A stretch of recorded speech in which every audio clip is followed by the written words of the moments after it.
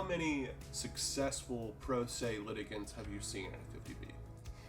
You know, I will say not as many as you'd think. Yeah. So in a 50B proceeding, if the victim's ex parte or alleged victim's ex parte is granted, usually they are appointed a legal aid counsel. So someone that's free, someone they don't have to hire, and someone that will be there on their behalf. So when you're coming in as the defendant and you don't have an attorney, you're already a little bit down because the other side's going to have an attorney, going to be able to represent them, going to know how to introduce evidence. So it's a little bit more difficult. So I think it's certainly advantageous to hire an attorney if you are the defendant in a 50B.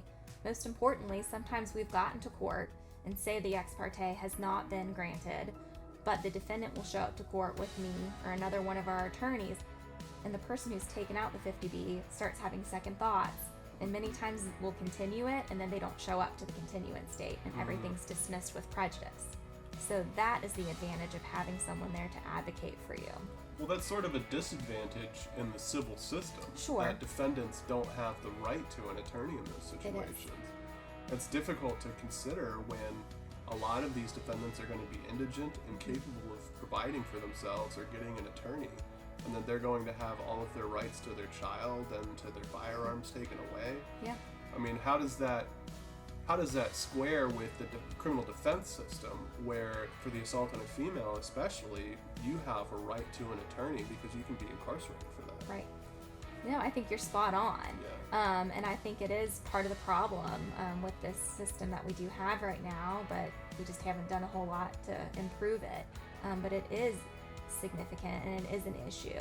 And in my opinion, I think the overarching thought is, okay, it's civil. But in your experience, Preston, even though a 50B is civil in nature, do you see it come up on criminal records? How does it impact? All the time. Yeah, so even if you run a criminal background check, those domestic violence protective orders will show, even if you haven't violated them. Just the imposition will show on a background check.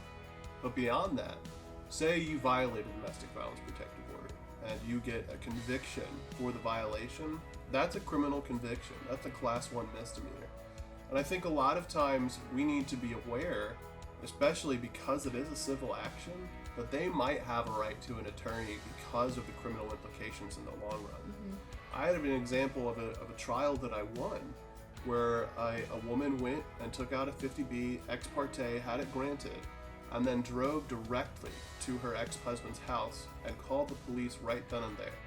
He had no notice, he had no awareness that there was a 50B, and she called the police and the police arrested him because there was an ex parte 50B imposed. Eventually he was found not guilty, but he had to go through the entire criminal process, and he wasn't even notified that there was anything against him. So there are challenges like that in the system where, as we said, people abuse it. But at the end of the day, it's very necessary to protect these victims. I just do think that there should be a right to counsel at these hearings for defendants that can't afford one. Sure, and I think your point is very well made and very appropriate. And with that being said, I think when there is a violation of a 50B, I think everyone's going to immediately think that they need to make sure that this person is picked up and they need to take care of it because of the nature of domestic violence, even if it's ridiculous, even if it's an overarching, like you just spoke of, when the victim literally drove to the defendant's house. It's very frustrating, and then the defendant, no matter what, is faced with this. Yeah. It's very frustrating. Yeah. So yeah, it would absolutely be appropriate, in my opinion as well, to have the defendant appointed some kind of counsel in these situations.